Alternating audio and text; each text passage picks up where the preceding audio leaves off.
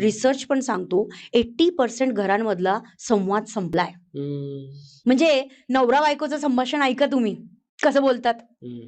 मी सांगते तुम्हाला कसं बोललं जातं. झाला का स्वयंपाक? हम्म. नवरा. पोरं झोपले? हम्म. आईला फोन केला होता का?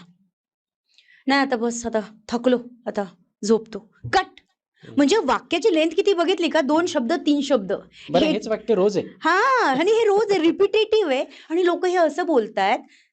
इथे सुद्धा टोन आणि एक्सप्रेशनचा मेजर रोल आहे. कपल्समध्ये जे कम्युनिकेशन गॅप येतंय त्याच्यामध्ये कारण असतं कपलमधला कुठला तरी एक पार्टनर असा असतो ज्याचे फेशियल एक्सप्रेशन अगदीच पुअर असतात, रिफ्लेक्टच करत नाही.